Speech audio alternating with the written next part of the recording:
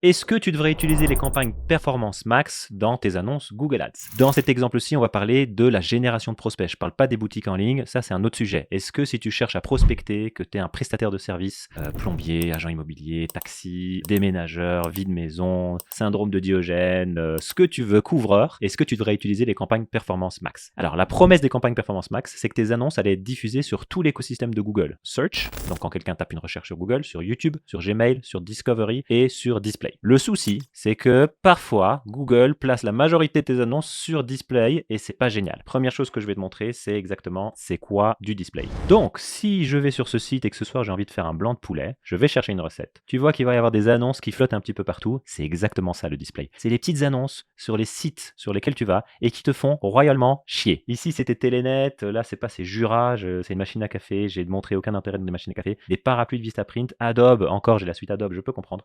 Mais en général, c'est des trucs un peu spammy qui font chier les utilisateurs. Ce qui est chouette, c'est que depuis pas longtemps, Google Ads a lancé un nouvel outil qui te permet de voir, ok, quelle partie de mon budget est dépensée dans Display et quelle partie de mon budget est dépensée dans Search. Donc ici, c'est un compte client et tu vois que j'ai une campagne Performance Max qui est en cours pour faire du reciblage. Et ce qui est génial, c'est que 95-96% de mon budget de cette campagne est dans le réseau de recherche et ça, c'est génial. Il y a une petite partie qui part dans du Discover, c'est à peine 4%. Ça me convient. La campagne, elle a des bons résultats, elle a un bon coût par conversion, elle m'apporte des prospects. Je peux te montrer un autre exemple. Cette campagne-ci, tu vois qu'on a 0,08% qui part en display, on a 0,10% qui part en maps et on a 99% qui part en search. Et on a aussi 0,15% qui part en YouTube. Donc ça, c'est chouette. Si plus de 80% de ta campagne PMax part en search, c'est bien. Mais ce qui est chouette avec les campagnes PMax, c'est que sans que tu n'aies à réfléchir et à faire des trucs hyper techniques, tu as une campagne qui va diffuser tes annonces à peu près partout sur Google et tes utilisateurs vont peut-être commencer par faire une recherche sur Google pour agent immobilier Lyon et puis ils vont aller sur YouTube, ils vont revoir ton petit visuel et puis ils vont aller dans Gmail et ils vont revoir ta petite pub et donc ils vont se souvenir de toi plus longtemps. Par contre, si tu fais une campagne PMax et que tu viens ici et que tu te rends compte que 99% de ton budget est utilisé pour du display, c'est pas terrible. Tu vas dilapider ton budget et ça vaut pas la peine. J'espère que c'était clair, c'est un peu technique. Si tu as des questions, pose-les-moi dans les commentaires. À bientôt.